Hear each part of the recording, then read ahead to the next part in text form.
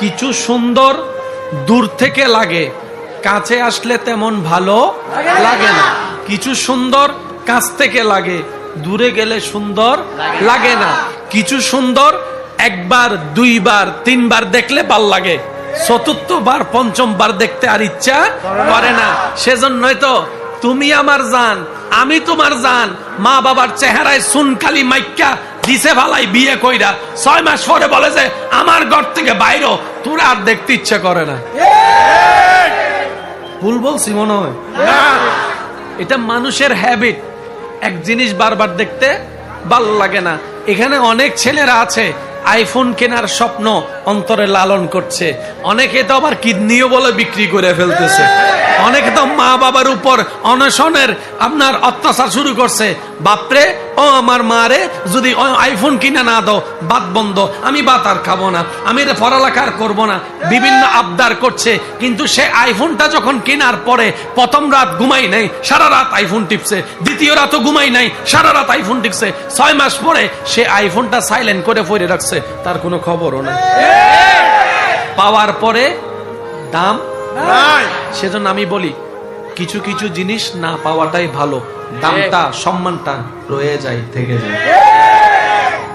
আমার কথা আপনাদের সাথে দ্বিমত হতে পারে, কিন্তু একটা জিনিস মনে রাখবেন, আমি পাওয়ার পরে অবমূল্যায়ন করার চাইতো না পেয়ে সম্মান করা অনেক ভালো। কি বলেন আপনারা, ঠিক কিনা?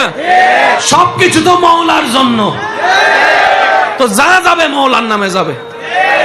এবার আসেন, সুন্দর হওয়ার ইচ্ছা আছে? এই জোরে বলেন না। মা বোনেরা ওনারাদেরও আছে, কিন্তু বলতে পারছে না, অথবা বললেও শুনছি না। এবার আসেন, আমাদের নবী কেমন সুন্দর ছিলেন? আমি বলবো আস্তে আস্তে, আপনাদের বলতে হবে সুবহানাল্লাহ জোরে জোরে। আর একটু জোরে বলেন সুবহানাল্লাহ। কিছু চেহারা আছে না, দেখলেই মন গলে যায়। গেছেন রাগ করে মারতে, কিন্তু চেহারা এমন ভাব নিছে, আচ্ছা যা এবারের জন্য মাফ করে দিস। কিরে দোস্ত, তুই তো গেছিলি নাক ফুটে ফেলার জন্য, চেহারাটা দেখছিস নি, মায়াটা লাগছে না। তাহলে রাগও থেমে যায়, রাগও থেমে যায় মায়ার সামনে। এটা নিয়ে কারো কোনো দ্বিমত? আমার ভুল হইলে আমার একটু শুধরাই দিবেন। শিকার কোনো শেষ, জানার কোনো শেষ। আমার ওস্তাদ, একজন ওস্তাদ, আল্লাহ জান্নাত নসিব করুক, উনি একটা কথা বলেছেন, এই কথাটা আমার মনে বেশিরভাগ স্মরণ থাকে। আমার ওস্তাদ বলেছেন, যে দিন থেকে তুমি মনে করবা আমি সব জানি, তুমি সেই দিন থেকে মূর্খ হওয়া শুরু করেছো। সেই দিন থেকে তুমি মূর্খ হওয়া শুরু করেছো। সব সময় হাজার জানার পরও বলবা আমি তো জানি না, আমি তো জানি না, আমি তো অজ্ঞ, আমি তো মূর্খ, আমি তো অশিক্ষিত। দেখবা যে আল্লাহ এই বিনয়ীর কারণে তোমাকে অহংকার থেকেও হেফাজত করবে, তোমার এলমের মধ্যে আল্লাহ পাক বিদ্যুৎ দান করবে। সেজন্য যে যত ছোট হয় আল্লাহ তারে বড় করে। ভাইয়া এই কথাটা মনে রাখবেন, যে নিজেকে নিজের ইচ্ছায় ছোট করে আল্লাহ তারে ধরে বড় করে, আর যে নিজে থেকে বড় হতে চায়, সেজন্য বলা হয় অহংকার পতনের মূল। তা আপনার যদি বড় হওয়ার ইচ্ছা, সূত্র সহজ, সেটা হচ্ছে আমি ছোট, আমি ছোট, আমি নগণ্য, আমি জঘন্য, আমি অশিক্ষিত, আমি মূর্খ, আর আমার কিচ্ছু নাই, আমার কিচ্ছু নাই, সব আল্লাহর দান, সব আল্লাহর দান। আল্লাহ পাক বলবে তারা এত কিছু দেওয়ার পরও 10টা দোকানের মালিক বানাইছি, তারপরে সে অহংকার না করে সবার সামনে গরিবের ভাব নিচ্ছে। বলেন না সুবহানাল্লাহ। আমি তারে এতগুলা বাড়ি দিছি, তারপরে সে অহংকার না দেখায় বলতেছে আমি একটা গরিব মানুষ। আল্লাহ পাক খুশি হয়ে বলে যে ফেরেশতা, তার রিজিকের মধ্যে আরো 10টা বাড়ির যোগ করে দাও, কারণ তার বিনয়ী আমার পছন্দ হয়েছে। তো যদি পাইতে চান আগে ছোট হন। আমি একটু আগে কি প্রশ্ন করেছি, লাভ চান নাকি লস চান? ভাইয়া জোরে বলেন না। যদি লাভ চান এই ফর্মুলা গুলা মানতে হবে, আর যদি বলেন যে আমার লাভের দরকার নাই, তাহলে আপনাকে কিছু বলারও আমার দরকার নাই।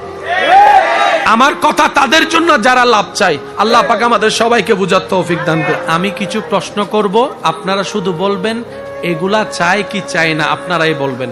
সৌন্দর্য ভাই একটু জোরে বলেন সৌন্দর্য, আচ্ছা জ্ঞান, ক্ষমতা, পাওয়ার, টাকা পয়সা, সচ্ছলতা, সুস্থতা, সুন্দর চরিত্র, সবাই চান তো? এবার এই 8টা জিনিসের ভিতরে আমি একটু বুঝার জন্য শর্টকাট যাতে আপনাদের মনে থাকে আমি কয়েকটা জিনিস বলছি যেন শর্টকাটে মনে থাকে।